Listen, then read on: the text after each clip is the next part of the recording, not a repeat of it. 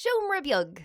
Ladies and gentlemen, welcome back to Sure Look, Sure Listen, the podcast that takes a pop at culture. Sure Look, Sure Listen. Sure look, sure listen. Sure look, sure listen. Sure look, sure listen. Sure look, sure listen. Sure look, sure listen. Sure Look, Sure Listen. Oh, very exciting, Ben. You've really levitated that intro just like the singer Dua Lipa. But sure, look, we don't have time to get into which Dua Lipa song is the best because we've loads of stuff to look at, including the tragic passing of a legend of the industry and a great day for the Irish over in that Hollywood.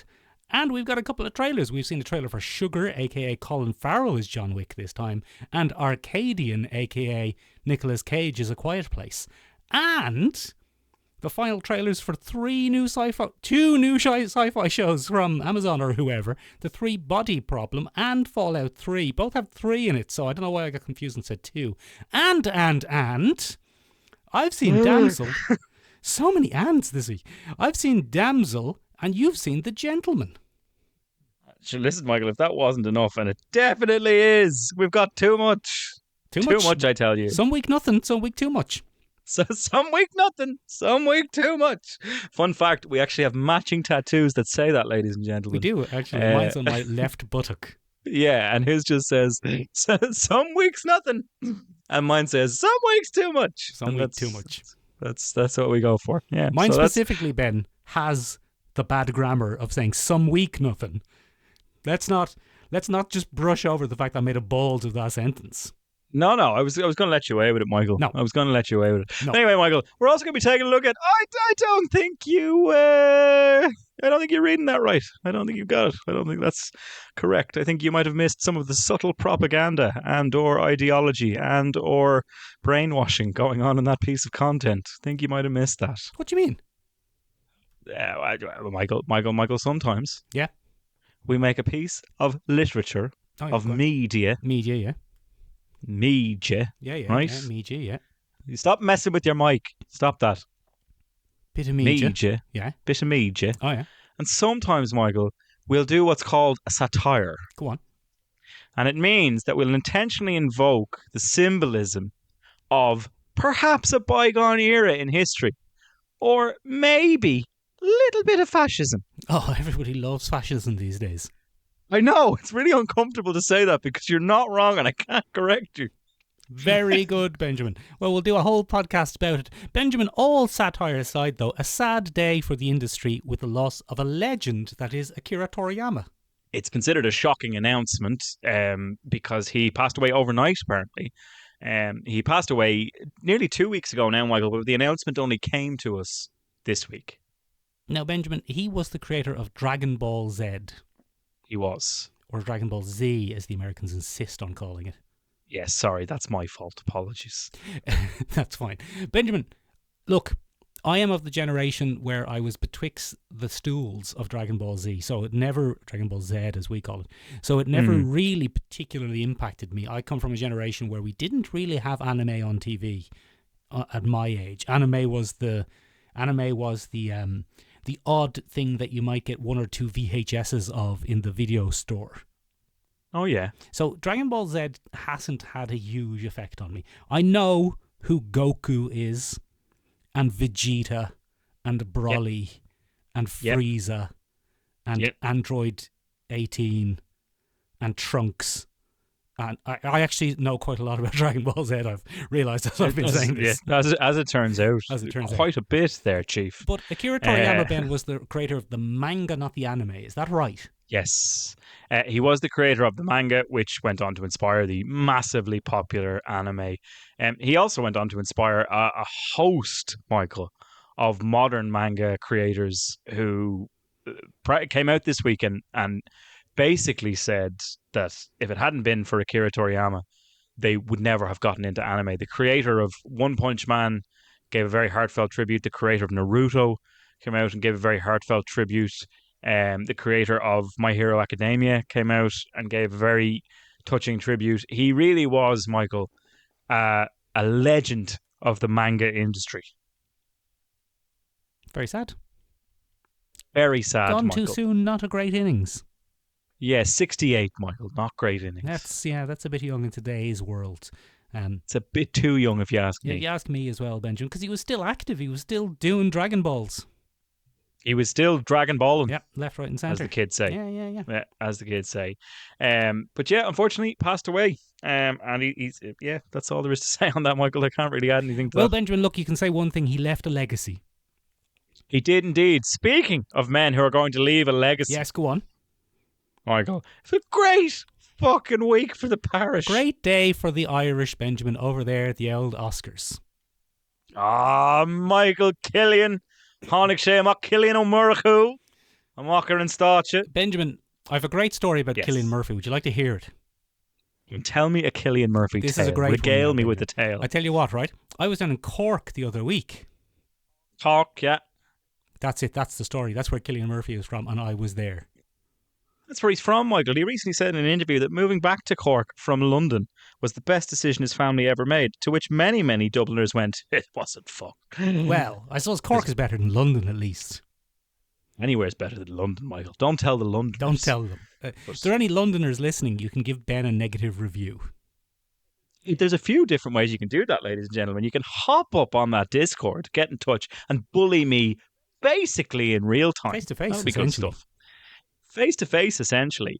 If Go on. you don't hate my guts and you wanted to be nice to Michael or myself, you could leave us a review wherever you listen, because every little review helps.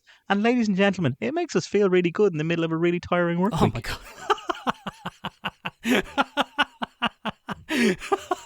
Benjamin got a new job, ladies and gentlemen, and he did one day. It was today, and he did one day, and he's already tired. So please, It's a hard fucking life. give him a review. Benjamin. Yeah, give me a review. Anyway, look, Cillian, to nobody's surprise, won the Oscar for Best Male Actor. Yes, as Oppenheimer in in the film Oppenheimer. Look, a lot of things were going on, Michael. A lot of things happened, Go right? on. Come here to me. Davine Joy Randolph won her Oscar for The Holdovers, Best Supporting Actress. She's been sweeping up at the various award ceremonies as we went around, Yeah. Michael. We had bloody Best Adapted Screenplay. It was American Fiction, which is the one featuring Jeffrey Wright as he pretends to be a man from the ghetto to sell more books. Oh, I haven't seen it. It's supposed to be absolutely excellent, Michael, but it's not really typical podcast fodder for us. Michael, one of the great wins Go on. and unexpected wins. Best visual effects went to Godzilla -1. Great win altogether. Thank God a Marvel film didn't win it. Great. Fuck Marvel, man. Like, they just, boo. Oh, we've gone around the corner, haven't we? We've gone a real full circle, ladies and gentlemen. Well, full 180, ladies and gentlemen. But come here to me. What? Christopher Nolan was Best Director. Emma Stone was Best Actress for Poor Things. Still haven't seen Poor Things. It's out on Disney Plus now, ladies and gentlemen. They don't sponsor us. No, you can watch it But- whenever you want. Just letting you know, it's out there now. You can have a watch of it. And yet, no other great shocks there, Michael. The best short was The Wonderful Story of Henry Sugar, one of the Wes Anderson Roald Dahl adaptations on Netflix. Oh, Netflix is walking away with it this year. I know, isn't it alarming? But it doesn't matter, Michael, because they keep raising their prices, and eventually people might turn around and say, fuck you. However, because the world is falling apart and dying, we'll probably all stay glued to our screens like some kind of opioid of the masses. Oh, very good. That's like a Black Mirror episode. Anyway, Benjamin, look, great day for the parish. Great day for Cillian Murphy. Seems like a sound fella.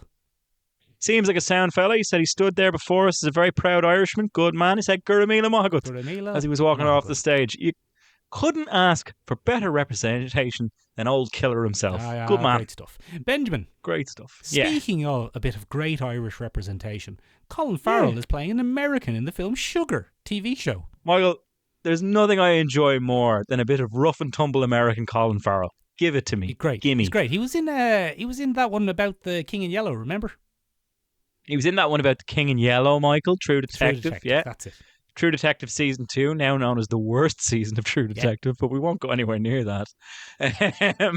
He was also a big rough and tumble gangster in The Penguin, which still hasn't come out, Michael. I'm still waiting for that. Oh, that's not going to happen, Ben. That's an imaginary film. It's on the way out. It's a series. Oh, is it? Is that real? Yeah, it got an update about 3 months ago. Oh, how exciting. Yep, so we're going to get to see that. But this, Michael, is Sugar. John Now- Sugar. I immediately thought, Michael, that it was a very Irish way of being like, sugar. Gosh, feckin' sugar. Yeah, ladies and gentlemen, sugar is the traditional curse that your granny would lash out when she realised you were listening after she stubbed her toe or burnt her finger on a pot. She'd go, sugar. And then she'd look at you and tell you to go play with something while she fucking screamed in the kitchen. It's great. Yeah. It's for Great. people who are too afraid to say shit. Yeah, that's it. Exactly, ladies and gentlemen. It's for people who want to keep their monetization. That's who it's for. Yeah. Now, come here to me. What is it? This looks to be a good old-fashioned detective noir. It looks like old Colin Farrell is playing a gumshoe. Benjamin, it's giving, to quote the young people, as I like to do, it's giving LA Confidential. It is. It's got a real LA Gothic feel to it, Michael. It's going like, here's gumshoes and tough broads and sexy dames. One of my favorite kind of American genre tropes is LA Gothic, where the city of Los Angeles is not only a bit of a terrible place, but it might be evil. It might be. It might be a soul-sucking void in and of itself. Yeah, it might have some kind of psychogeographic malice humming about the streets. You say it's one of your favourite tropes, but I don't think you or anyone else yet alive watched that new Penny Dreadful show that was set with that very premise. Yeah, no, I wasn't going near that, Michael. Why the fuck would you take Penny Dreadful and haul it out of Victorian London? Get bent. Put it in evil Gothic Los Angeles. Yeah, get fucked. Sugar. Nobody needs that. But sugar. No, but we're getting this, Michael. He seems to be a gumshoe. He's got a pet dog. Yeah, there might be dogs in peril, which everyone loves. Dogs in peril. Get rid of it. Keep your dog safe, ladies and gentlemen. I don't need to be biting my nails, worrying about the Puppuccino Supreme in any TV show. Give it over. Benjamin. Yes. Are we done talking about sugar? No, we haven't barely touched upon sugar. All right, go on. What do you have to say about it then? It's on Apple TV. Great. You can move on now. If you Right. Speaking of dogs in peril, Nicolas Cage has that dog in peril. Get your fucking act together, Nicolas Cage, in the film Arcadian. Yeah, so Nicolas Cage saw A Quiet Place by John Krasinski and said, I want to do A Loud Place. That's very good. And now we're getting this. Yeah.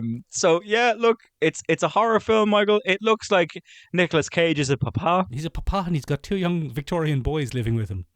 He's got two young malnourished Victorian boys. Papa, must we stay in with at him. night time? Yeah, so this is a bit like 10 Cloverfield Lane meets A Quiet Place, where we're all right if we're inside. Just everybody get inside and we'll lock the doors in there. But then again, Michael, what comes along, Michael? What comes along and ruins it all for them? Werewolves, I think. It's a fucking woman. Oh, I knew it was a woman, Benjamin. We learned that lesson from June last week. Keep an eye on what the women are up to. Watch those women. Keep an eye on them. Actually, don't. I don't want to be accused of fucking promoting fucking people staring at women. Stop that. Yeah. Well, you can if they want you to. Yeah, all right. Yeah, well, I mean, that's different. That's different. Is it? Is it? Well, I don't know. Is it, Benjamin? Join us, ladies and gentlemen, in our latest debate. Descent into morality. Two white men approaching their 40s. Discussing women's bodies. First of all, I'm well into my 40s, and actually, I no longer identify as white. I identify now as native European. Irish people aren't European. Get fucked. I identify. All right, Michael Collins, calm yourself down. I identify as native European. But anyway, Arcadian looks to be your money's on werewolves then, or werewolf adjacent, hairy fellas. Yeah. Hairy fellas scrubbing around trying to get into at you. Yeah, like essentially me, just hairy native European fellas, just digging up through the floorboards, coming up through the floorboards to get you and going, I only wanted to get in to look at your women. To look at your women. I just want to stand there and look at them. Just want to stand there and stare at them, and you've got one over there. Look. So yeah, hopefully Michael Cillian Murphy is playing all the werewolves. Well, you can only assume. You can only assume. But anyway, in all seriousness, ladies and gentlemen, it's a classic Quiet Place narrative. It's a classic Attack the Block narrative. It's a classic fucking, there's something ugly bugly out there and we won't see it until the last 15 minutes of the film. Isn't it funny that horror films have become so full circle that you can release a horror film in the year 2024 of our Lord from our great mates over at Shudder, Ben. You can release a film in the year of our Lord 2024 where the conceit is, and bear with me now because this will take a bit of explaining, but the conceit is the scary things come at night time. Yeah, no, we're like, do you know what? Fuck it. Just go on. let them come out at night. Yeah, Ben, this has gone full circle. Not 180 as your previous full circle metaphor proved, but back actually full circle. Yeah, no, it has.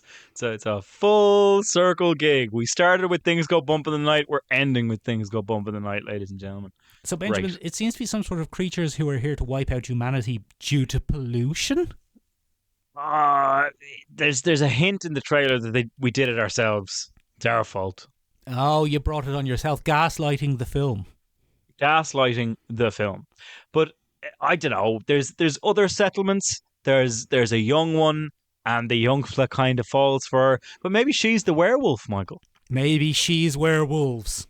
Maybe she's werewolves. I don't know. Our other set of matching tattoos. Maybe she werewolf. Maybe she not. Maybe she werewolves. Benjamin, are you suggesting that this film might be some sort of metaphor for the female menstrual cycle? I'm not. Is that what you're suggesting? No, that's not what I'm suggesting. It does sound like what you're suggesting. Benjamin, though, speaking of wiping out humanity, Oh. and a countdown to some sort of doomsday, we got a final trailer for the new television. I don't know what service it's on. I think it's Netflix. The Three-Body Problem.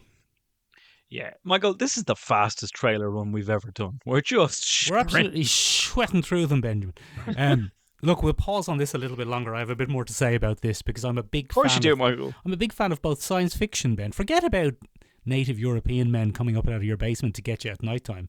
What I'm fascinated by, Benjamin, is what about if all the scientists were going mad? What about those scientists that peered into the void but didn't look away, and now the void peered into them? What would you do about that? How would you get Benedict Wong to sort that out for you? You'd probably get 3 bodies and pose them in some kind of problem and see if he came up with a solution. Very good. Now, Benjamin, when you saw the trailer for this, you said to me, and I'm going to do an imitation of your lecherous voice, you said to me, I hope Isaac Gonzalez is one of the 3 bodies. And I said to you, well, actually, Benjamin, the 3 bodies here represent 3 orbiting stellar bodies. And you said, she has a bleeding stellar body, if you ask me. And I said, that's the end of this conversation, Ben. This has gone too far now. Now, ladies and gentlemen, in the interests of clarity, that was actually Mick doing both parts. Uncanny as it was, that was actually not me. Yeah. But Mick. Yeah, it was. So anyway, Ben, I'm a big fan, as you know, of concept science fiction, of hard sci-fi. And the hard sci-fi man. The 3-Body Problem, Benjamin, is a bit of a hard sci-fi classic, even though it's only about 20 years old. Yeah, it puts the spectacular in speculative fiction. Yeah, exactly. Yeah. I don't think all the letters of spectacular are in speculative fiction, but okay. No, they're not at all. Yeah. They're not at all. I mean, it was nearly there, though. Good tattoo. Yeah, good tattoo. We'll get that one after this podcast. Yeah, good tattoo, but not making a lot of sense. So, Benjamin, we've probably talked about this before, but this was a 3-book series from a Chinese writer, would you believe? Grand bunch of lad. And very, very, very, the original books, very, very, very thematically tied to China. Love China. Great bunch of lads. Well, Benjamin, I tell you what, not everyone in the books loves China. Some of the people, Nor should they, some of the people in the books are like, lads, a lot of that stuff that we, China, did there over the last 50 to 100 years or so, not fucking ideal. Sugar. They said, sugar. We've taken a wrong step.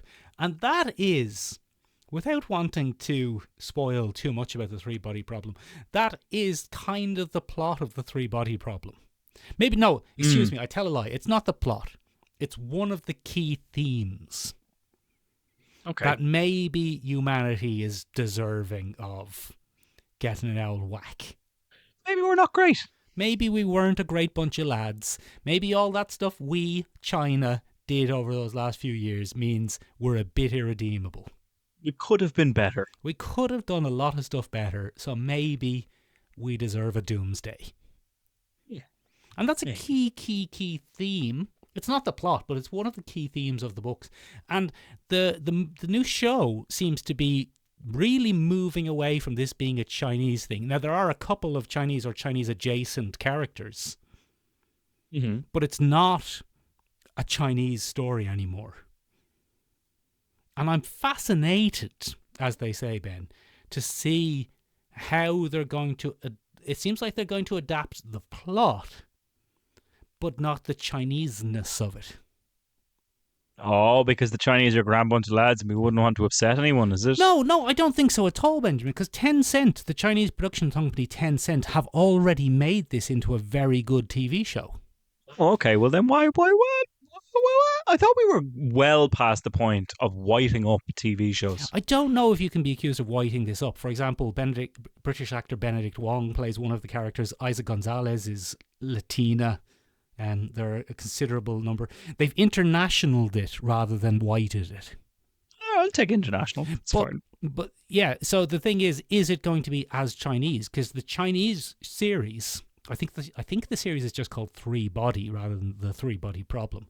But the Chinese Tencent series is fabulous. It's a really, really good series. That's a really good and faithful adaptation of the books. Michael, where can I find that? The internet. Will sort you out. Oh yeah, it's a great place. There's like 20 episodes in season 1 of it, and about 6 of them are available for free online with a bit of looking. Legitimately free online. As in, they'll give you this for free in the hopes that you might be interested in watching the rest of it. And it's well worth watching, Ben, because it's very, very good. One of the real interesting points of it is, as I said, Benjamin, I've read a few books, and I've read this book, and it looks like Benedict Wong is going to play the character of Da Shi, the most beloved character from the series. And why is that now? He's a hard-bitten detective character. I fucking love a hard-bitten detective. He's a hard-bitten detective, no-nonsense counter-terrorist detective man who's smoking cigarettes and smoking guitars and is a bit overweight and grizzled and likes a drink. And, you know, he might be one of the last hopes of humanity. And funnily enough, he's one of the cases where I think the casting in the international version, I'm not going to call it the Western version, the international version is better than the original. Because I don't know what the performances are going to be like, obviously, but he looks more like the character did in my mind, where he's a bit overweight and a bit old and knobbly looking. Oh? Yeah. Bit old and knobbly looking, you say? Very excited about this, Ben. I am very excited about You sound very excited about it. I'm very excited about the show, The Three Body Problem. Early reviews are out. We didn't get a review copy because Netflix are stingy. They're like Stingy Jack. But, and also I don't think you emailed them. I think you ignored me when I said email Netflix. And told me we want to see Michael, and we don't have enough reviews. No, we need more reviews. Get up on the Netflix and review us. Can people review us on Netflix, Ben? No, they can't, Michael. But you know where they can review us? Where? On Spotify. Yeah. On Apple Podcasts. Oh, yeah. On whatever platform they listen on. Oh, yeah. Or they can subscribe to our YouTube channel. Oh, yeah, that'd be good.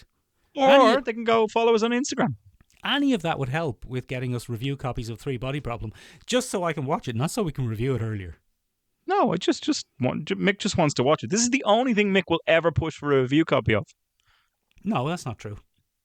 Well, that and Three Body Problem 2. Yeah, and Godzilla vs. Kong. Oh, yeah, that'd be good, wouldn't it? I'm very excited about that. Empire. Anyway, I'm very excited about Three Body Problem. It looks very promising. I'm very, very interested to see in what sense they have de-Chinesified it and how obvious that is to watch it. I'll be interested in your take, Ben. So I know you probably aren't super excited about it, but I'm going to force you to watch it. Yeah, can't wait. Yay, it's great. Can't wait. It's great stuff, Ben. There's a secret countdown. Oh! Yeah. Is that where they all do the spelling game under the quiet darkness of night?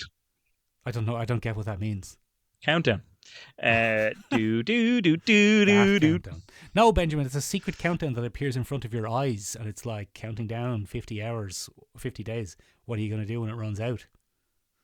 Die? I don't know. You'll have to watch What and find out. have to watch Three Body Web and find out. Michael, What is it? speaking of problematic bodies, there's loads of mutants in Fallout 3. Some of them don't even have a nose. Not even one Nazillo. Not even between them. So, we saw the trailer for Fallout 3, based on the Yes. game series Fallout 3. 3. Okay. And unlike the first teaser, which was mostly just look at all these graphics and things that you like from the game Fallout, this one Yeah. gave us a bit more about what's going on. What is going on, Michael? Tell me, regale me. So what's going on, Benjamin? Is there's a nuclear war? Oh, not a nuclear war. Because maybe humanity's not worth saving. Michael, maybe we brought it on ourselves. Maybe we deserve the scrabbly underground werewolf people. 3 in a row now. 3 things in a row where the central plot seems to be maybe we've brought this on ourselves. Maybe we're shit. It's almost like Hollywood is going through some sort of period of self-reflection and hatred of the human race. I thought that was just Hollywood. Ah, very good, because of all the times that they were sending kids off with, what's his name? That bad bloke. Jimmy Savile. Jimmy Savile, famous Hollywood figure Jimmy Savile. Anyway, Benjamin, Hollywood deserves to burn in hell, but that's neither here nor there, because Fallout 3 is coming. And there's a nuclear war, and some people go underground into vaults. Right. And the vaults, you're going to be safe down there.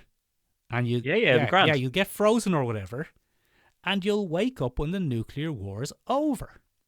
Dead handy. That'll be grand, won't it?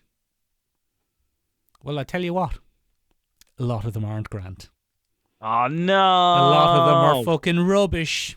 Ah, And horrible, they got us. and horrible things happen in them. But some people, Benjamin, they leave the got vault us. early, and some people survive overground. And Oh. I tell you what, you might go into the vaults, and I can't tell from this if they're going with the people who come out of the vaults in the future are the original people who went in or their descendants. Okay. I can't tell from this trailer which one they're going for. Maybe Oh, yeah. maybe it is pointed out, but anyway, the people come out of the vaults and they're all like, "We had a great time in the vaults. I'm sure everyone else did too," but they didn't, and the world is That rubbish. is not true. Yeah, the world is rubbish now, and all these naive vault dwellers are going to have to go and learn about the world, which includes mutants with no noses, men in big comedy space marine suits, giant monstrosities, and all sorts of factions. Oh, Michael, if there's one thing a re-emerging humanity to a hellscape enjoys, it's a bit of tribalism. It's a bit of tribalism, Benjamin. So it looks like we're going to get another point of view character who's a member of the Brotherhood of Steel. Oh, I love Steel. You love Steel. You love the film Steel with Michael Air Jordan. Starring Shaquille O'Neal. But yeah. What was I talking about before we got our 90s basketballers mixed up? I don't know. Brotherhood of Steel. So it looks like we're going to get some sort of point of view character of the Brotherhood of Steel. And he's going to be like, I'm part of this Brotherhood of Steel, and we want to be in charge of all the technology. Oh, yeah. And then he goes, maybe we're not great, though, either. Look, it's to be human, Michael, is to realise, maybe we brought it on ourselves.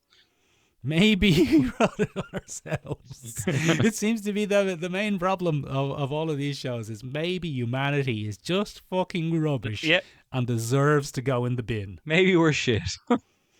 Maybe we are just rubbish. Benjamin, you know I got married recently. You did, yeah. So congratulations. Thank you. We mentioned it on the podcast, and I am now a husband. I don't think we And did, my Michael. wife- I think that's the first people are finding out that you're hitched. Okay, well I am. And the old wife, Benjamin, the old ball and chain herself, she started threatening to put me in the husband. Oh, I love it. I love it. That's I don't. excellent. It's not great. She says, get in the husband. That's excellent. That's so excellent. maybe humanity needs to go in the husband. Maybe it needs to go in the husband. By the way, ladies and gentlemen, the only reason that Mick got married was so that he could call his significant other the old ball and chain. The old ball and chain, the old wife there, you know yourself. Of course, we are kidding. We both know your good lady friend. She's wonderful. Congratulations to you both. She knows where you live, Benjamin, so you have to be nice. I have to be nice, or I'll get it. Exactly, Benjamin. Speaking, Benjamin. Yes. Of having to be nice or you'll get it. Go on. I watched Damsel on Netflix the other day. What you do that for? I don't know. I think it was on accident. Yeah, it must have been, Michael. I don't know. I don't know what overtook me. I don't know what compelled me. I think I sat down and I said, I better watch Damsel for the podcast. And then I watched it and I go, there's a lot of stuff that comes out for the podcast that's probably good and I don't watch it. For why did I watch Damsel, the new Millie Bobby Brown film on Netflix? Yeah, I don't know. I don't know. Very strange decision. Anyway, look, it's not good. Right, okay. That's the end of the review. That's the end of the review. No, it's not. It's not atrocious either. Okay. But it's not good or new or imaginative in any way. Okay. Benjamin, what do you think happens in the film? I think... Yeah. Yeah, go on. Millie Bobby Brown... Yes, Millicent Robert Brownington. ...buys into the propaganda of monarchy. Go on. And I think she falls prey to the entirely sinister fallacy of duty. Okay, go on. And she commits herself to a relationship. Yeah, go on. And perhaps, Michael, that relationship holds sinister intent. Yeah, keep going. Then I reckon Yeah. that she actually becomes a sacrifice. Yeah, that's the Italian word for sacrifice. Yes, for a dragoon or beast of equal reptilian and fiery measure. Very good. Okay, go on, keep going. And the reason that's done is that it sates the beast for a period of time. Very good. All right, keep going. However, Yeah. Millie Bobby Brown, Millicent Robert Brownington. yes, is a special little lady. Yeah, go on. And she's like, nah, fuck that. Yeah, go on. Nah, cuz I'm a climate. Yeah. And then, Michael, I reckon she starts to climb her way out of the pit while a group of men go, Deshi, Deshi, pasta. Very good. I think it's fish, pasta, but go on. And then, Yeah. I reckon she goes, oh, this is bloody fucking hard. Yeah. I'll tell you who'd get me out of this hole right quick. Yeah, go on. Fucking dragon. Yeah, go on. Let's be fucking mates, man. All right. Go I'll on. get you out of there. They'll stop sacrificing princesses down here and making a mess. Right, go on. And we'll fucking teach them a thing or two. And you know what? Maybe they had it coming. So That's that's what I anyway, think. that's the plot summary for the film Damsel. So Benjamin, why do you reckon though the dragon? Can I add a little twist to it? Go on. 'Cause I Give me a think- little twist. I think you'll be able to figure out the twist if I Okay. just tell you one thing. And this wasn't a thing that was promoted in the promotional for this. The dragon is voiced by your favorite and mine, Shora Agdishlu. I don't know who that is, Michael, but yeah. You might know her from me, the woman who has that voice and says fuck. First. Yeah, she's great. She was in The Expanse. Yeah, exactly. Love her. Yeah, she was in The Expanse. She was in Arcane. She was Yeah. in all of those things. She's Anyway, great. she's the dragon. Of course she is. Yeah. So what does that tell you? She used to be a queen or princess. No. So the dragon, Benjamin, was just being a normal dragon about the place. And it got thrown in a pit. No, the men from the village came and killed her daughters. Oh, not the men. The men from the village, Ben, the king and whatnot, and his kniggets. Straight in the husband. Straight in the fucking husband. So they came and killed her daughters, Benjamin, and that's why she needs daughters to be sacrificed to her. But she's been hoodwinked. Oh, Because- the old wool over the eyes. They just marry these daughters into the family and then chuck them in the wife bin, aka the big dragon pit.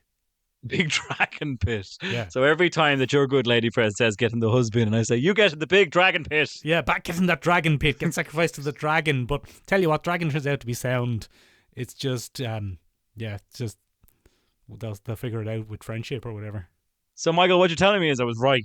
Yeah, 100%. That's fucking hilarious. Yeah, it's... And very upsetting. I mean, look, it's not terrible. Millie Bobby Brown is fine. She does a interesting transition from damsel in distress to action hero, and she fights a dragon and they become mates, and then they do a team up and they go and they do revenge. They do a big revenge on everyone. She has her Daenerys moment. As one does. As one does. It's the setting is this romanticized what Americans think medieval Europe looked like. It's Oh, not. I love that. It's not grim and gritty. There's not a peasant in sight. It's a sparkly. It looks like a Disney film, which might be the point, and then they twist it, and it turns out to be Chuck Her in the Pit. But Put her in the dragon pit. get her in the dragon pit. Yeah, it's not inventive. It's not clever. It doesn't do anything new or exciting. It just simply is. That's not great, is it? It's not great, but as I said, it's not fucking abysmal either. Well, that's something. You know, it's all right. It's just, it doesn't add anything to. It doesn't even add anything to dragon storytelling. Like, Well, that's a sin. exactly. Like, even the trope of the dragon was fairly innocent the whole time and is out for revenge for its own children being killed. Yeah. Even that's been done to death. There's essentially nothing new or original in this. Her father realizes that he's made a mistake by marrying her off and comes to try and save her. So he has a deathbed change of heart. Okay. I suppose the closest thing to a twist is that her stepmother is the only one who's not evil, and her stepmother is the one who believes her. But Oh, that's gas. I was Isn't it? even- What an inversion. I was even watching that going, like, stepmothers of America got onto them and said, Yeah, and said, "Here, we're getting a bad yeah, rap give here, us some positive kid." representation there, would you please? Yeah. Yeah. Yeah. It's grand. It's not All right. it's not upsetting in any way, but it's also just, it's exactly what it says on the tin. Okay. Well, then, look, what can you do about that, Michael? Speaking Yes. of things that do exactly what they say on the Go tin, on. or things that do exactly what it say on the tin, innit?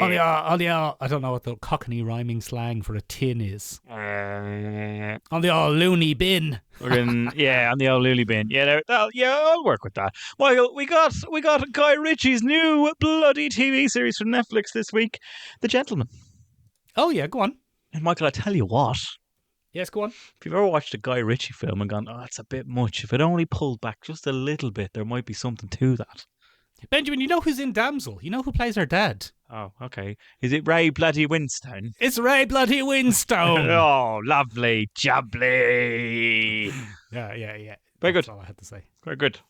Yeah. So look, Michael, if you've ever watched any Guy Ritchie thing and gone, "Oh, that's a bit fucking much, Chief," Tone it down just a smidge. then you'll probably love this. This is very good. Oh, is it Guy Ritchie toned down just a smidge? Yeah, The Gentleman is very, very good. Oh, go on. Yeah, it's a real enjoyable time.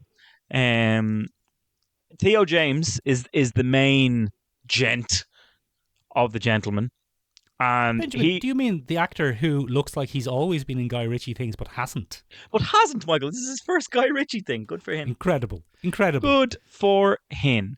He's the most Guy Ritchie looking man alive. He is. He was basically made for Guy Ritchie. And yeah, in this particular thing, he's Eddie Horniman, Michael.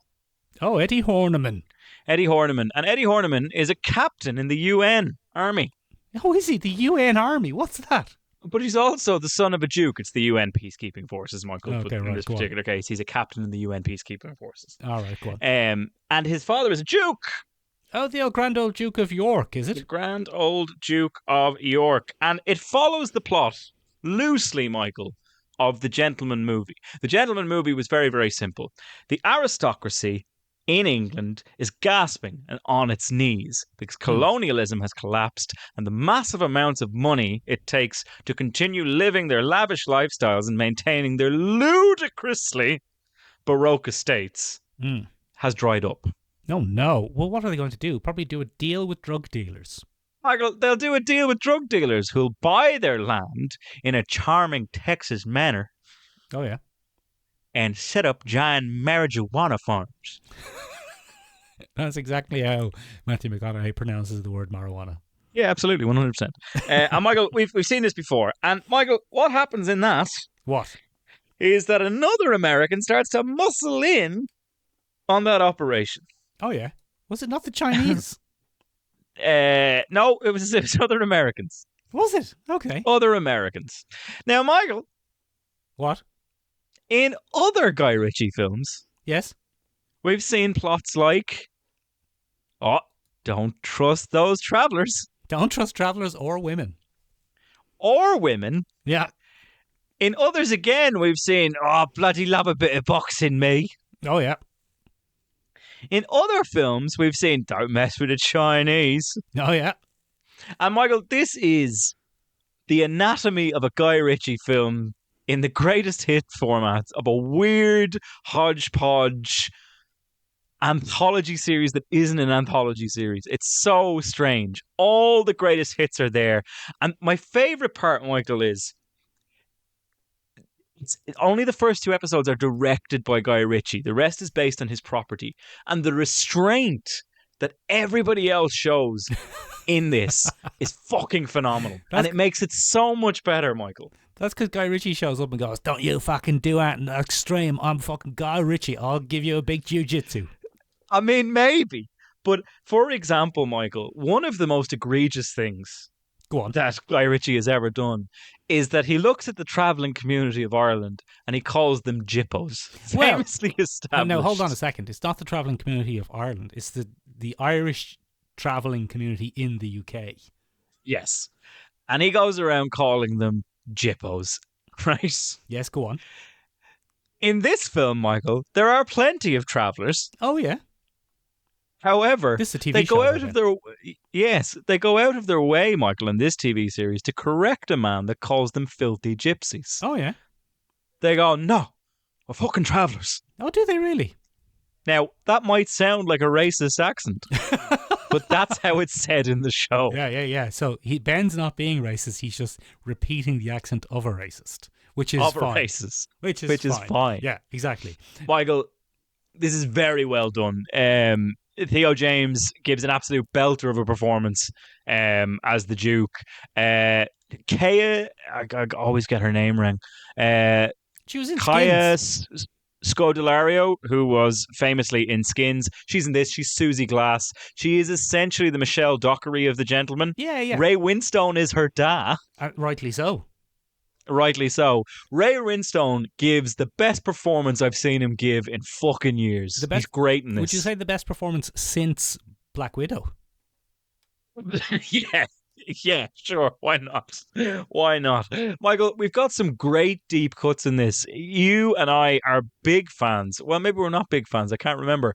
But Peter Sayer Finwich is in this as a Liverpudlian he's gangster. great. And, Michael, the first episode of this is a fucking gem. It's absolutely brilliant. I'm not going to spoil anything for you, but Theo James has a brother, right? Oh, yeah. His James brother Theo. is the eldest in the Duke's family. When the Duke dies, he is supposed to inherit the estate. However, he's such a massive fuck up, Michael, that his father goes out of his way to legally bypass him and give it to the younger brother. And the reason for that is he's played by Daniel Ings, Michael, who's phenomenal. If you're not a fan of if you've watched British comedies over the last 10 years, you know who Daniel Ings is. And he's played by him, and he plays Freddie Halstead. And he's unbelievably excellent. And basically, Theo James has to get him out of a pickle. And it's got all your favourites, Michael. Vinnie Jones is there as a groundskeeper who looks after wounded animals he finds on the property. Ah, good man, Vinnie Jones. Oh, it's amazing. There's a great interaction between him and a fox. Oh, it's delightful. Michael, The Gentleman is a fucking gem of a film. It has a bit of a gem of a series. It has a bit of a lull in the middle, but the pacing on the first 3 episodes is chef's kiss. Benjamin, my dad loved it. It's great. Yeah. It's got the dad's seal of approval. Michael, this is everything that the Sexy Beast prequel series wanted to be. And I'd say they're frothing at the mouth, being like, how dare they get Ray Winston in Ray for something Winstone. that's Sexy Beast? Ah, the absolute cheek of them. The absolute cheek of them. Michael, it's a good old time. However, Go on. I will say, Guess what is it? it does 2 of my least favourite things. Oh no, does it put dogs in peril? No, there's no dogs in peril, thankfully. Good. It makes the aristocracy look like they might be all right. Oh no. Boo. And it makes gangsters look like they're pretty sound people, and we should Oh, probably give them no. a ticket. Oh, Now, Michael, I'm all for shoplifting from your local shop when you can't feed yourself. Fuck Oh, big yeah. capitalism. But Yeah, yeah. gangsters, get the fuck out of here. yeah. I probably won't watch it, Ben, because I just really despise the whole concept of hero worship of criminals. Yeah, it's pretty bad. But Michael, it's pure propaganda from that point of view. Go on. But you know what else is pure propaganda from many points of view? Oh, very good, Benjamin. Are you suggesting that people might watch this and get the wrong idea? Yeah, Michael, I reckon a lot of people will watch this and get the wrong idea. They might even miss the point entirely. Oh, very good, Benjamin. So you've been playing Helldivers 2. Yeah. Helldivers 2 is a pretty simple game, Michael. Go on. You Me, are personally. part... You. Yes, you. Me. You. Or me. Oh, yeah. Or Tom next door. Oh, yeah, old Tommy. Or Nicolas Cage in Arcadian. Oh, yeah. Or Colin Farrell as Sugar in Sugar. Yeah, yeah. All of us have been conscripted in a war, Michael. Oh, have we? Yeah. Yeah. With who? We're fighting in the army of Super Earth. Oh, that sounds like more than normal Earth. Yeah, it's Super Earth, Michael, because it's so damn good. Right, go on. You know, it's hyperbolic, as if you were to maybe, I don't know, self-proclaim yourself as Great Britain. Now, luckily, Michael, we all know that Great Britain would never engage in propaganda. Go on. So it doesn't really bear focusing in on. But anyway, Super Earth exists, Michael, and it's under threat from the bugs. And the robots. And the robots, the buggy robots. Yeah, and they're coming to get us, Michael, and they're gonna ruin our lives, and it's gonna be terrible, and blah blah. And we have to go out there, Michael, and we gotta nuke them. We gotta put our lives in the line. We gotta pew pew pew, all of them, and we gotta survive. And then, well, we don't have to survive, Michael. The whole point is that you don't really get to survive. One of the things that I love about Helldivers 2 is the point of the game is not to survive. The point of the game is to complete the mission. And I think it's one of the most honest representations of how a military feels about its ground forces that I've ever seen. Who gives a fuck if you survive, provided you complete the mission? It's very interesting, because I don't think that's actually true anymore. Oh, tell me more. I mean, I think that... and this actually goes back to the three-body problem, which we've talked about already, and it's another one of the plots of the three-body problem. But that modern militaries, particularly the more modern a country's military is, the more emphasis they put on the survival and safety of their soldiers rather than the goal.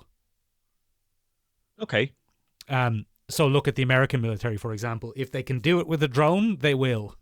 Oh yeah. If they can do it with a cruise missile, if they can do it with a $100 million cruise missile, they'll rather use a $100 million cruise missile than risk two lads from Kentucky, Alabama. Okay. Anyway, that's fair. that's neither here nor there. But go on. But anyway, Michael. Yes. One of the interesting things is it decenters the notion of the player within a video game. It's very easy to get swept up in I'm the hero of the game. So take, for example, Doom or Doom Eternal or one of the Doom iterations. Yeah, I'm Doom Guy. Yeah, you play as Doom Guy, who is the savior of that universe. A one-man army.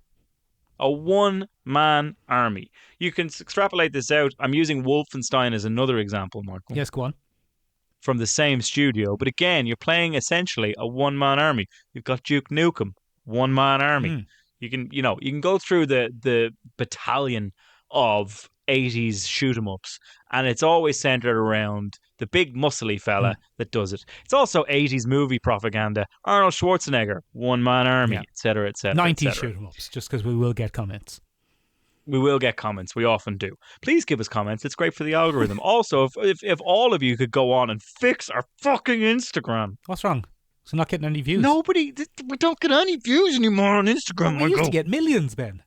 We used to get millions. That's not even an exaggeration. No, literally millions.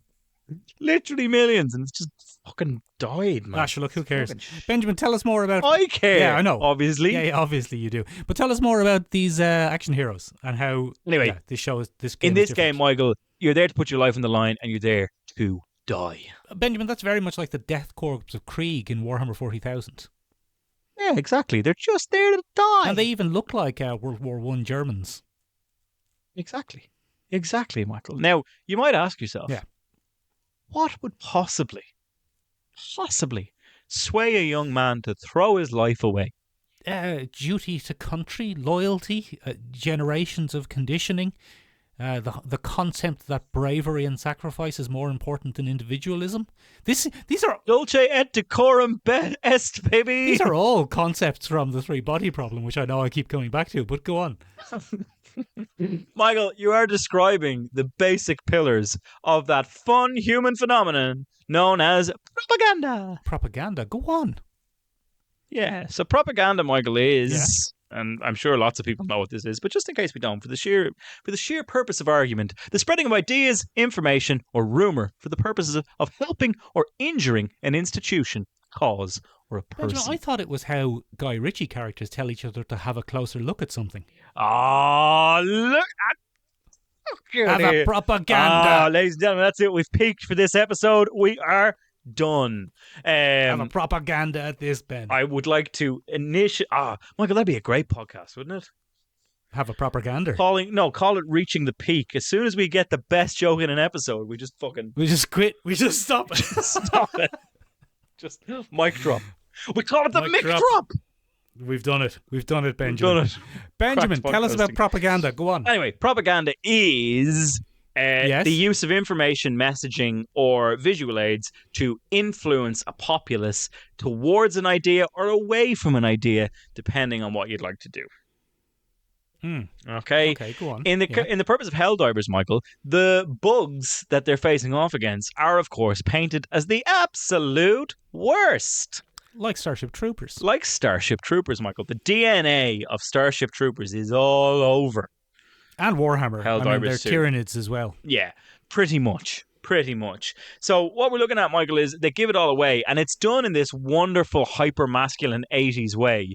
And a lot of people, the reaction to this game is split into two camps. There are those that understand that Super Earth is a propaganda machine, and they are leaning into it, and the Twitch gaming streams, Go on. as it were, are full of people putting on a classic all-American kind of bent where it's like, oh, I won't kill them bugs, and it's very leaned into. There are other people doing reenactments of what can only be described as Saving Private Ryan-esque dialogues where it's like, oh, I got a wife back home, sure hope I make it. And of course they don't, Michael, because that's the point of the game. No one makes it. It's just a grinding hellhole. Yeah. And then there are other people, Michael, who seem to have taken it that Super Earth are the good guys. Right. Well, I mean, humanity's survival is the end goal, isn't it? But Michael, humanity's survival is not the end goal here, because what you're actually doing is colonizing the outer planets of your solar system. Yeah, that sounds fair enough, though. Humanity should be, like, above the aliens. Oh, I mean, probably. But- Yeah. Are you some sort of species traitor, Ben? You'd enjoy the three-body problem. Michael, you have spent far too long in the Warhammer 40k universe, and you're now throwing around terms like species traitor. You're a traitor to your race, Benjamin, and the commissariat will like to address you promptly. You heretic. But come here to me, Michael. Come here to me. What? It has sparked an interesting debate online because many people are pointing to it as the decline of media literacy in the American public. You're saying media, strangely. Do you mean media? Media. Yeah. Media. Yeah, so media literacy is, to illustrate it with a very, very simple question, Michael, one that we always get. You'll hear the example sometimes given about an English literature teacher who asks their students, why are the curtains blue?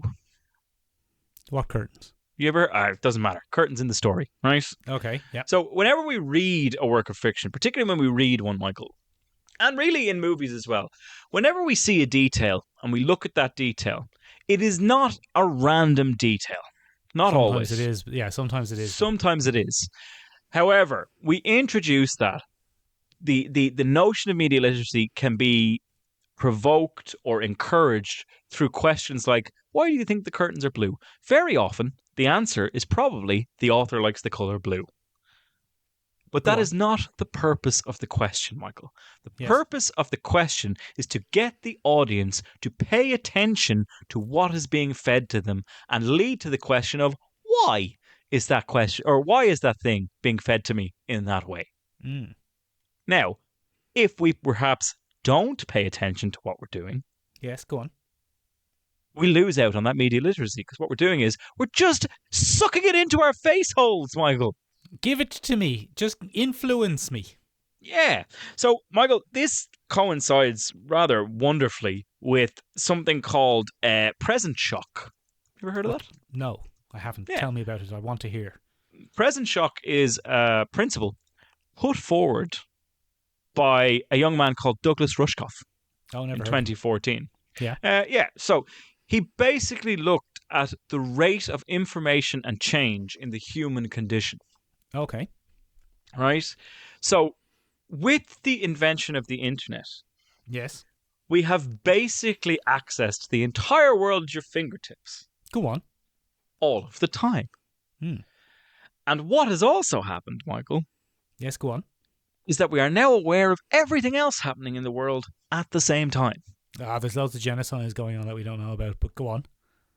Well, okay, fair, awful, but true and fair. But what is happening is we now have more of an awareness, perhaps, if we wanted to be a little bit more measured in our Yeah, statement. or you could say we have a very American or Western Europe centric awareness. Okay, we've got whitey vision. Let's call it that. No, I don't think that's fair either, because there's Oh, plenty. for fuck's sake! No, there are plenty of okay, go on. It doesn't matter. Yeah, I'm arguing a point that's not your main point. Anyway, go. Anywho, Yeah. come here to me. Yes. He argued that because of that massive rate of change, human beings have kind of Yes. defaulted into a state of anxiety known as present shock. Ironically enough, he said that in the past. He says, ironically. Very good. He said that in the past. That's absolutely true. But he also argues, Michael, that in order to keep up with the vast amounts of information we're ingesting, human beings have almost necessarily switched off their ability to filter that information through a critical lens. Oh. So Yeah. Paul Atreides So- was the hero. So Paul Atreides was the hero. There are perfect examples of this throughout science fiction, literary, and gaming history, where we are fed one narrative, and as soon as you kind of dig below the surface, you're like, oh, that's not good at all. That's not great. Go on. So one of the key examples of that was the one that you mentioned earlier, Michael, Starship Troopers. But Starship Troopers wasn't feeding us this narrative. Starship Troopers is a satire. Yes. Now, But lots of people missed the point. the original book isn't a satire. The original book was written by a very militaristic guy who was very socially conservative. Yeah, not great. And probably believed in what he was saying. But the movie is one hundo p, to quote the young, a satire. You love quoting the young. I'm always quoting the young, Ben. I was at Comic-Con at the weekend and we met so many of the young. The young. Thank you to everyone who gave us a little chitty chat at the Yeah, weekend. thanks very It was much. good It was times. a great crack. Good stuff all round, gang. But Starship Troopers, the movie, is one long propaganda film, Michael. And there are hints throughout the film that not only are humans not good, Yeah. and suffering as a result of kicking a hornet's nest that they could have avoided altogether, and are now just reaping what they sow, essentially. But there's also hints throughout the film that they're losing the battle against the bugs, as they call them. Yeah. They're It's the not baddies. going well at all. It's Yeah, not the humans going are the well at all. baddies. They're dressed like Nazis, Ben. They're dressed like Nazis, Mick. But anyway, this falls into that thing. But when people watch that movie, you get the split camp of people who are like, oh, poor humanity. And other people are like, no, humanity are a bunch of dickbags. That's the point. That's the point. The same is true of another film that we're watching at the moment called Dune. June 2. Or June Paul's 2. Revenge. Yeah, Paul's Revenge. But Michael, very, very often when people read the original Dune, they would miss the point that Paul Atreides is not a great guy. Bit of a He's bad just book. a fella He's just some poor young fella who's got swept up in violence. who's had a narrative built around him. He's then drank his own Kool-Aid and gone, yeah, all right, Muad'Dib. All No, right. it was the worm piss. It It wasn't was the- Kool-Aid. Worm piss. Yeah, that was Frank Herbert's original slogan, the piss must flow, but it just didn't test well. Oh, oh, Jesus. I'm not fucking touching that. No, leave it. But then again. Yeah. So, here's the thing, right? Starship Troopers is a flat-out fucking satire. Yes. Starship Troopers is a comedy about how evil the humans are, but isn't it gas? And look at all this jingo, we're the best bunch of lads. Dune isn't a flat-out satire. Dune is that very best kind of science fiction, which is a allegory and a social tale of the times it was written. And the fact that a lot of people miss the point about it is one of the best things about it. Why is it one of the best things about it? Because, Benjamin, a lot of modern storytelling, and I think this goes back to accusations of the phrase, which I don't like to talk about on this podcast, but it goes back to accusations about wokeness. Oh, And- Mick Leonard's second favourite thing. This is going to upset me. But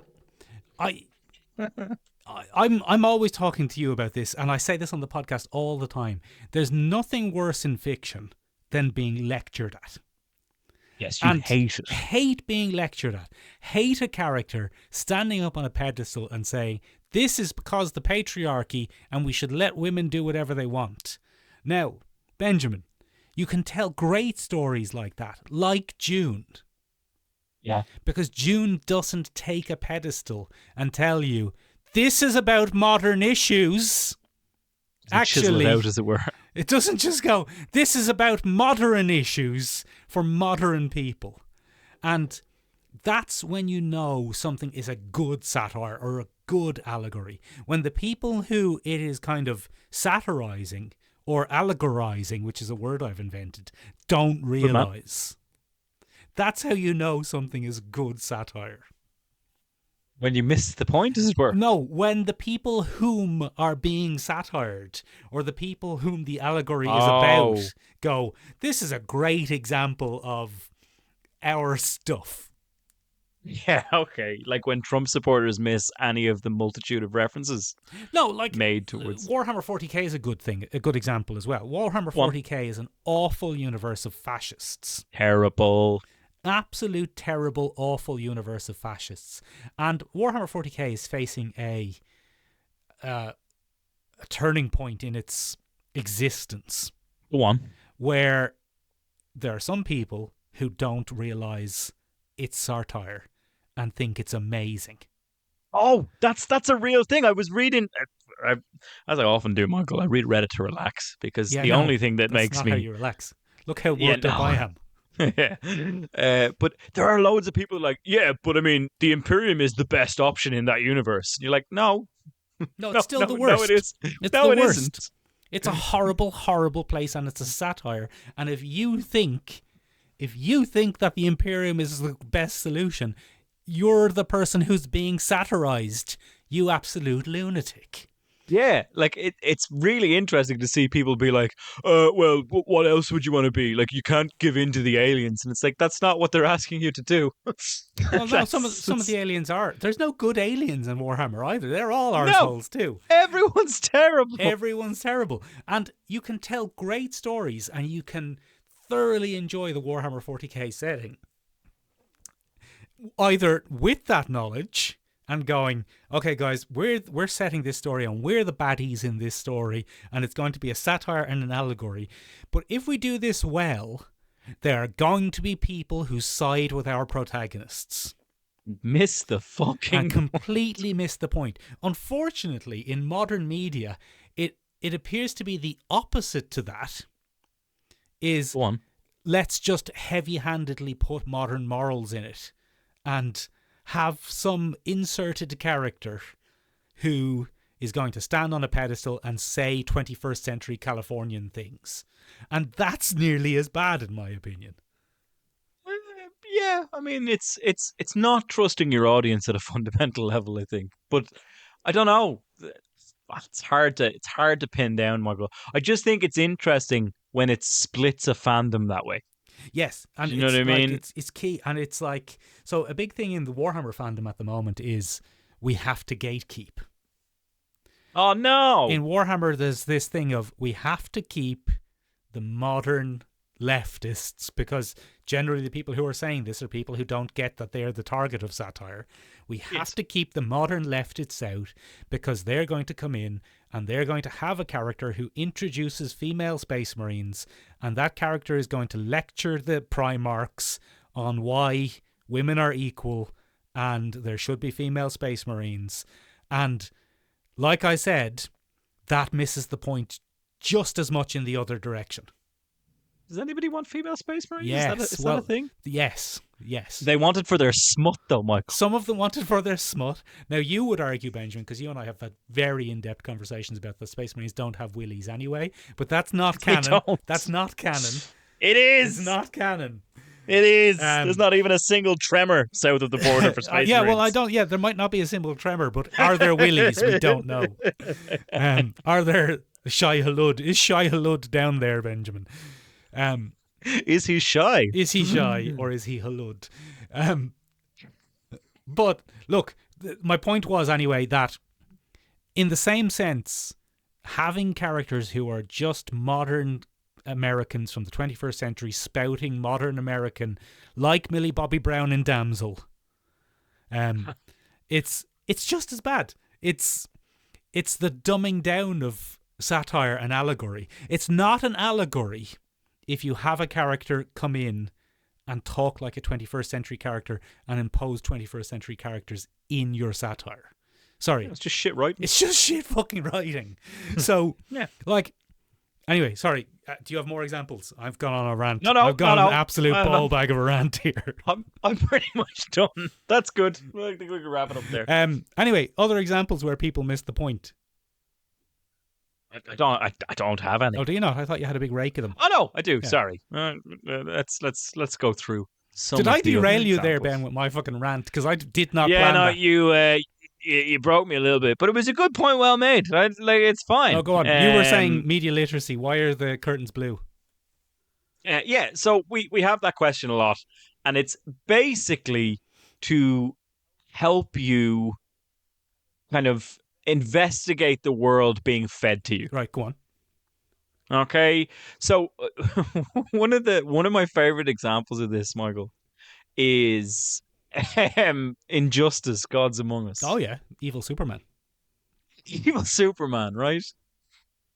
Evil Superman in Injustice: Gods Among Us is a perfect example of absolute power corrupts absolutely. Go on, yeah, he's very strong, but he does. He's very I've strong. seen him lose a fight to And Harley Quinn, though. It's another, depending on which way you play it.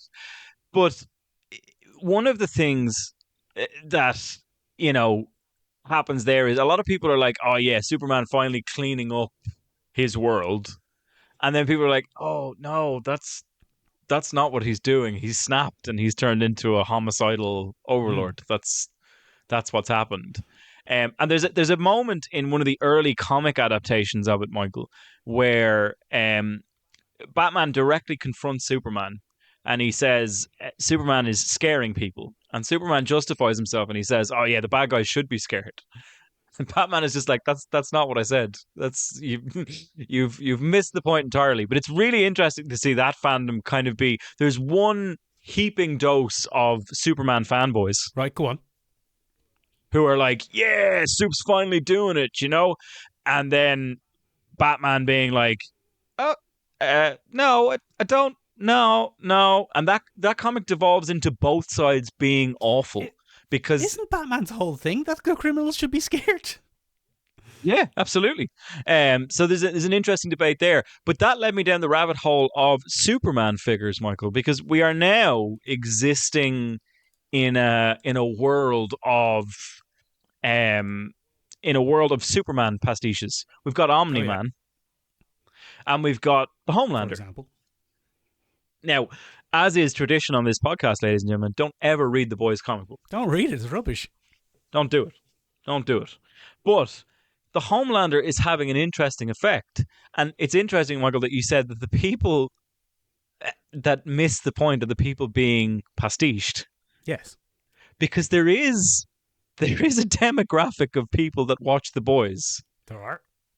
and root for the Homelander. Yeah. They're wrong'uns. They're A bunch of wrong'uns, Ben. Because nobody in their right mind watches what the Homelander does and goes, oh yeah, fuck yeah. But a lot of people are, Michael. And those are the people that are being directly parodied by the Homelander's existence. It's very interesting. It's just very, very funny. Another great example of that, Michael, and perhaps one of the first kind of examples of mass missing the point in the early 90s was American Psycho. Oh, he was the baddie in that because he was a psycho, you see. He was a psychopath. But a lot of people, Yeah. from fashion to attitude to corporate culture, emulated Patrick Bateman. Yeah. To the point that you would go, no, I think you've missed the point there. Even the author himself had a moment where he kind of, now, admittedly, the man who came up with Patrick Bateman, Bret Easton Ellis, was doing mountains of cocaine at the time. Absolute mountains of it, Ben. It was like the Himalayas up in that bitch. He was fucking horsing it up his nose, right? But he came out and he was like, "Oh no, Bateman has some good points. You know, he's the perfect animal for that arena." And it was like, and then years later he came out and he was like, "Oh yeah, no, mountains." I was just mountains off my of cocaine. fucking bick on cocaine when I Off said my that. fucking tit. But as you move through, you know, the age of golden television, because we are still sort of we're at the drag ends of golden television era, Go on. right? But in the beginning, we had Breaking Bad, Michael, and that was a great litmus test for who was paying attention in English studies. Yeah. Because the amount of people by the end, they were like, "Oh, Walter White is a badass. What a badass. I want to be Walter White when I grow up and get cancer." What a badass. And the amount of people that were like, "Isn't that kind of fucked up that he just became such an amoral piece of shit?" I think he's the baddie. I think he might be the baddie. And it's funny because in series 1, it's set up in that classic hero narrative where a man is pushed to the edge and he's forced. And in the beginning, there's a lot of sympathy for Walter White. He is pushed by the American healthcare system to resort to horror. Yeah, it does appear to be a support bad his- healthcare system, in fairness. It does. But then as it progresses, Michael, of course, Walter White gets more than enough money to support his family for decades. Then he gets greedy and gets ego. Then he gets greedy and he gets ego. He becomes the one who knocks. I am the one who knocks, Skylar. And that is a big transition point for him because as we progress, Michael, he just becomes increasingly more sociopathic.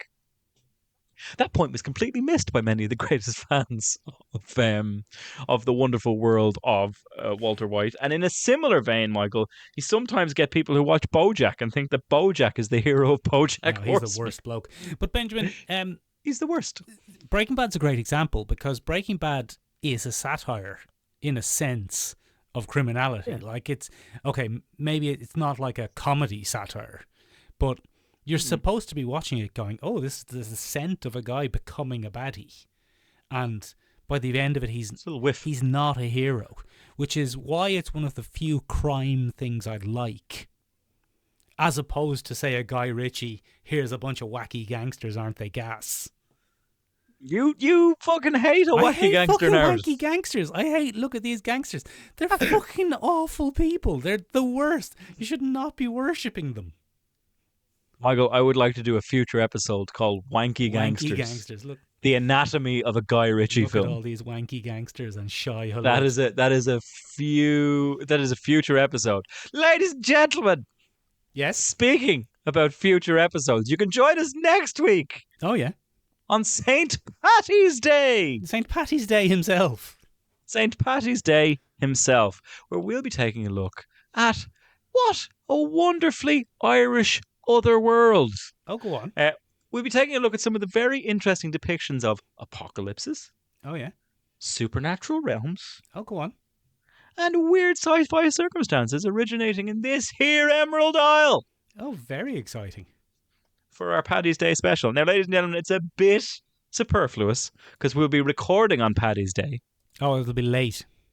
It'll be late, and you'll be getting it on Tuesday after Paddy's Day. But it would be great to listen to it while you're absolutely fucking hanging. Yeah, yeah. Like tradition, real Irish tradition. Like a real Irish tradition. I've just set us back 100 years, ladies and gentlemen.